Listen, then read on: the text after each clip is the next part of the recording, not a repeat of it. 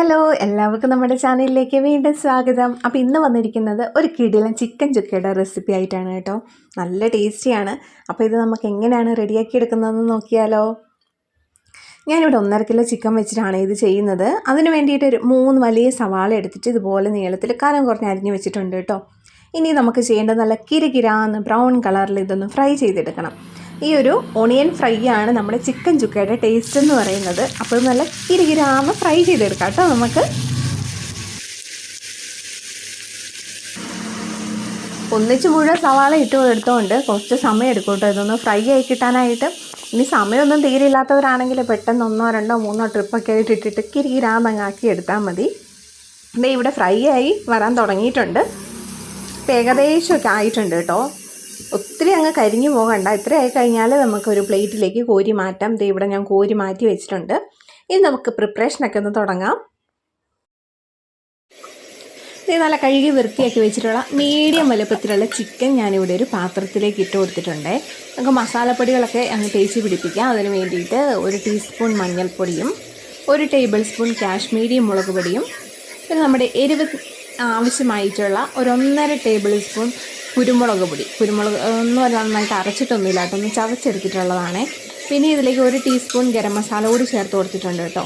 പിന്നെ നമ്മുടെ മെയിൻ ഐറ്റമായിട്ടുള്ള നമ്മൾ കിരികിരാന്ന് വറുത്ത് വെച്ചിട്ടുള്ള സവാള ചേർത്ത് കൊടുക്കാം. പിന്നെ കറിവേപ്പില ചേർത്ത് കൊടുക്കാം. പാകത്തിനുള്ള ഉപ്പും ചേർത്ത് കൊടുക്കാം. ഞാൻ ഇഞ്ചിയും വെളുത്തുള്ളിയൊക്കെ ചതച്ച് വെച്ചിട്ടുണ്ട്, അതും ചേർക്കാൻ വിട്ടുപോയി. കുറച്ച് കഴിയുമ്പോൾ ചേർത്ത് കൊടുക്കുന്നുണ്ട്, വീഡിയോയിലില്ല കേട്ടോ. പിന്നെ ഇതിലേക്ക് വേണ്ടത് വെളിച്ചെണ്ണ വേണം കേട്ടോ. അപ്പോൾ ഞാൻ പ്രത്യേകം വെളിച്ചെണ്ണ ഒന്നും ചേർത്ത് കൊടുക്കുന്നില്ല. നമ്മൾ ഈ സവാള വറുത്തിച്ച് ബാക്കി വന്നിരിക്കുന്ന എണ്ണയുണ്ടല്ലോ, അതാണ് ഒഴിച്ചു കൊടുത്തത്.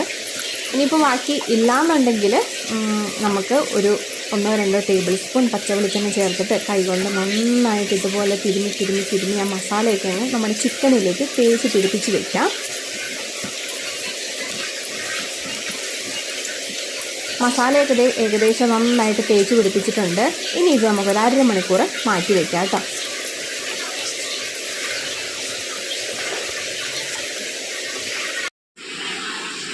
നമ്മുടെ ചിക്കൻ ഇവിടെ 1/2 മണിക്കൂർ ആയിട്ടുണ്ട്. ഇനി ഇത് നമുക്ക് അടുപ്പിലേക്ക് അങ്ങ് വെക്കാം. അപ്പം നോൺ സ്റ്റിക്കിൻ്റെ പാത്രമൊക്കെ ആണെങ്കിൽ എണ്ണ വേറെ ഒഴിച്ചു കൊടുക്കേണ്ട ആവശ്യമില്ല കേട്ടോ. നമ്മുടെ ആ ചിക്കനിലേക്ക് ഒഴിച്ചിരിക്കുന്ന ആ എണ്ണയും ആ സവാളയിലുള്ള എണ്ണയും ഒക്കെ മതി. ഞാൻ ഇവിടെ ഇതുപോലൊരു ഉരുളി എടുത്തിരിക്കുന്നതുകൊണ്ട് ഇതിലേക്ക് കുറച്ച് വെളിച്ചെണ്ണ അടുക്കി പിടിക്കാതിരിക്കാൻ കുറച്ച് വെളിച്ചെണ്ണ ഒഴിച്ച് കൊടുത്തിട്ടുണ്ട്.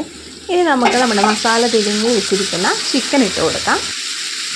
ഇനി ഇത് നമുക്ക് നന്നായിട്ടൊന്ന് ഇളക്കി ഒന്ന് ചൂട് പിടിപ്പിച്ചെടുക്കാം കേട്ടോ. നന്നായിട്ട് മീഡിയം ടു ഹൈ ഫ്ലെയിമിലായിട്ട് തന്നെ നമുക്കൊന്ന് ഇളക്കിയെടുക്കാം.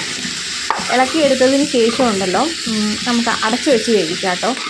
ചിക്കനിൽ നിന്ന് കുറച്ച് വെള്ളമൊക്കെ ഇങ്ങനെ ഇറങ്ങിക്കോളും. അപ്പോൾ അടച്ചു വെച്ച് വേവിക്കണം. ഇടയ്ക്ക് തുറന്ന് നോക്കി ഇളക്കി കൊടുക്കണം, അല്ലെങ്കിൽ മൊത്തം കരിഞ്ഞ് അടിക്കൊക്കെ പിടിച്ചിട്ട് മൊത്തം നാശമായി പോവും. അപ്പോൾ ഇടയ്ക്ക് ഇളക്കി കൊടുക്കാനായിട്ട് മറക്കണ്ട. ഒരു സവാളയൊക്കെ ചേർത്താൽ തിരിഞ്ഞ് വെച്ചിരിക്കുന്നുണ്ട്, ഒരു പ്രത്യേക സ്മെല്ലാണ് കേട്ടോ നമ്മുടെ ഈ ഒരു ചിക്കൻ ഗ്രേവിക്ക്. അപ്പോൾ ഞാൻ ഇവിടെ ഇടയ്ക്ക് ഇതുപോലെ വന്ന് ഇളക്കി കൊടുക്കുന്നുണ്ട്. എണ്ണയൊക്കെ നന്നായിട്ട് തെളിഞ്ഞിട്ടുണ്ട്. അത്യാവശ്യം വെള്ളമൊക്കെ വെന്ത് കിട്ടാനുള്ള വെള്ളമൊക്കെ ഇറങ്ങിയിട്ടുണ്ട്. നല്ല അടിപൊളി കളറായി വന്നിട്ടുണ്ട്. നമ്മുടെ പൊറോട്ടയ്ക്കാണ് കേട്ടോ ഇത് അടിപൊളി. പൊറോട്ടയ്ക്കും ചപ്പാത്തിക്കും അപ്പത്തിനും ഒക്കെ നല്ലതാണ്. എന്നാലും ഒരു പിടി പൊറോട്ടയ്ക്ക് തന്നെയാണ് ടേസ്റ്റ് കൂടുതൽ. ചപ്പാത്തിക്കും കുഴപ്പമില്ല കേട്ടോ, നല്ല അടിപൊളിയാണ്. അപ്പം കുറച്ചുകൂടി വേവാനുണ്ട്. ഇപ്പോൾ നമ്മുടെ ചിക്കൻ ചുക്ക നന്നായിട്ട് തന്നെ വെന്ത് നല്ല എണ്ണയൊക്കെ തെളിഞ്ഞ് നല്ല കിടിലനായി വന്നിട്ടുണ്ട് കേട്ടോ. ഒന്നും കൂടി നമുക്ക് ഇളക്കി പറക്കി നന്നായിട്ട് അങ്ങ് യോജിപ്പിച്ചെടുക്കാം. അതിനുശേഷം നല്ല ചൂട് പൊറോട്ടയുടെയോ ചുട്ടെടുത്ത് നല്ല ചൂട് ചപ്പാത്തിയുടെ കൂടെയൊക്കെ എല്ലാവരും സെർവ് ചെയ്തങ്ങ് കഴിച്ചോളൂ കേട്ടോ. അപ്പോൾ ഇതുവരെ ചിക്കൻ ചുക്ക കഴിക്കാത്തവരുണ്ടെങ്കിൽ തീർച്ചയായിട്ടും ഈ ഒരു റെസിപ്പി ഒന്ന് ട്രൈ ചെയ്ത് നോക്കണം കേട്ടോ.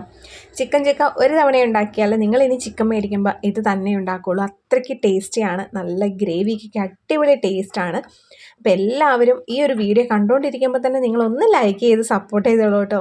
നമുക്ക് വേറൊരു കിടിലൻ വീഡിയോയുമായിട്ട് വീണ്ടും കാണാം. Thank you for watching.